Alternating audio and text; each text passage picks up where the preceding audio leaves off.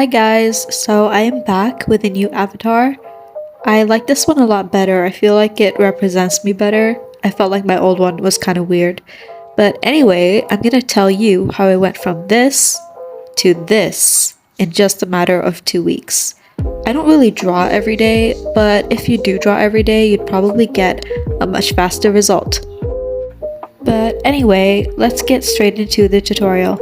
So the first thing you want to do is install any kind of grid drawing app. This is the kind that I'm using. You can get it off the Play Store.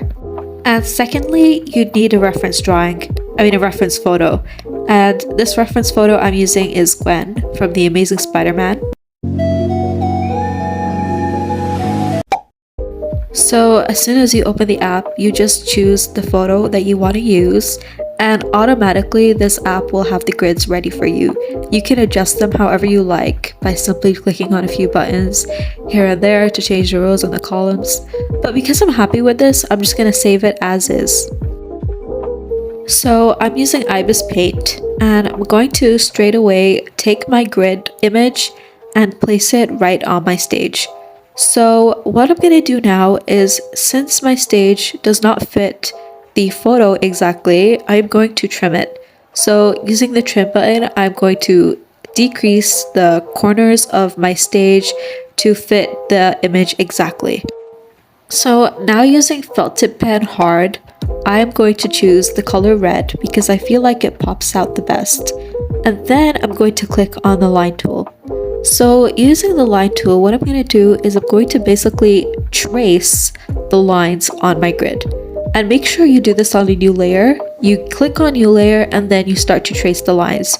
So I'm pretty sure there's an easier way to do this, but this is just the way that I do it. I just literally trace over the lines exactly. So I have my grid exactly the way that I want it. This takes me less than like 5 minutes.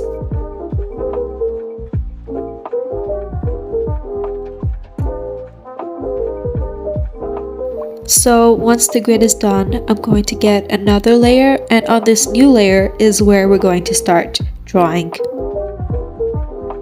So now you gotta pay attention. I'm going to try to explain this as best as I can. So look at this grid and look at this circle. So what you want to do is you want to pay attention to all of the curves of the circle. Each circle has its own curve, its own line. Some goes in a direction up, some goes in a direction down.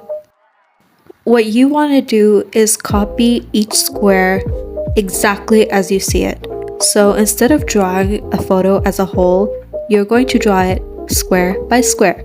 So it does help to number your grids as like 1, 2, 3, 4, etc. But I don't know why. I don't really number my grids.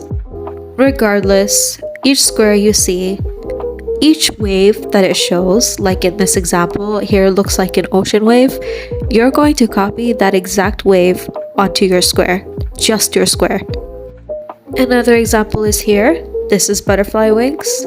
If you see that on one square in one position, you will copy that exact position, that exact butterfly wing. So here I'm doing exactly that. As you can see, the curve on her hair, I'm copying that exact curve on my grid in the exact position. All around the squares, I'm going to copy that exact square. As you can see, I'm copying that exact curve, exact line on exact position on each square. So this is my outline after sketching, and this is what it looks like after I colored it in. So this goes out to all the people that are like, oh my god, if you trace over an image, you're cheating. I mean, technically, we didn't really trace over an image. We basically sketched this ourselves. But we used a trustworthy method and got all the proportions exactly where they need to be. In my opinion, coloring is so important when creating art. So if you would like a coloring tutorial, let me know, and I will get straight to editing a tutorial for you.